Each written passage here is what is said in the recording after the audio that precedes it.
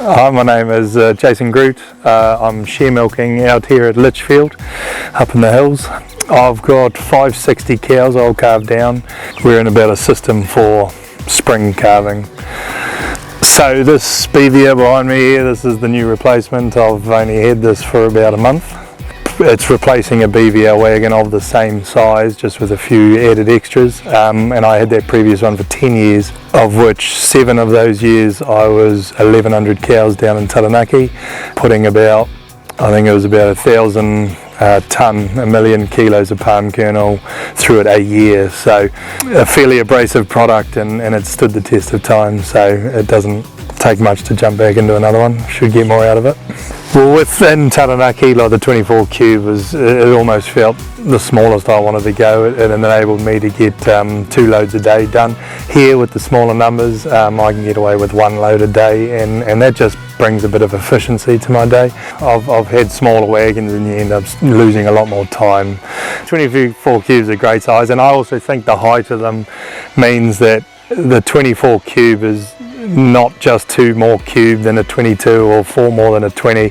It's got a lot of height to it, a lot of down pressure on that feed, and I can get a lot more tons into it. So it seems to be a, percentage wise, a larger increase than the smaller wagons. And then there's a flexibility to doing a whole day's load, and this wagon I can have it fully loaded and I can just run it in low gear and turn her over, no problems. I have had other wagons that refuse to start back up once stopped, and so it's something you got to seriously consider. The previous system was a split calving, so that wagon was needed every day. So when we chose to go BVL, it was with a little bit of research, find out what's built well, what's the most reliable.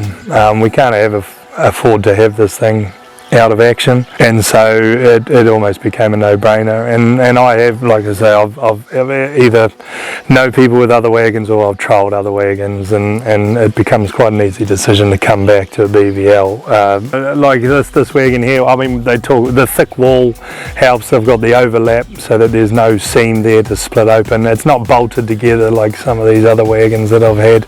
The feed door is out the side rather than the front. It's just got a belt with a cage rollers with a rib line which keeps it in line. From new, I've just had to tension it a little bit after a bit of stretch, but otherwise it's just not something I'm touching. I'm not having to keep it under tension. I'm not having to check its alignment. It runs true every time. Like I can open that door and the feed's going to come out, whereas again I've had wagons where I've had to fluff up the face and trying to convince it to come out, and so the large door's helping. We've got a stainless steel liner on this one, so if I got 10 years out of the old one, I'm getting 15 plus out of this one. She's going to wear a lot less. It's got the Hardox tips on the augers, or the stainless tips on the augers. I've got magnets in this thing, which is going to just put my mind at ease when it comes to hardware disease for my stocks. Plenty of features. It's got a no spill ring on it again, so you call it 24 cube and you can probably go a bit beyond that, and most of it stays on the inside, so it's very well thought out in a robust build.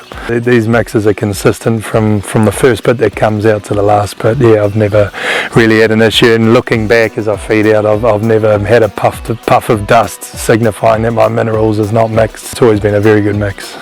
With this wagon I got the super singles.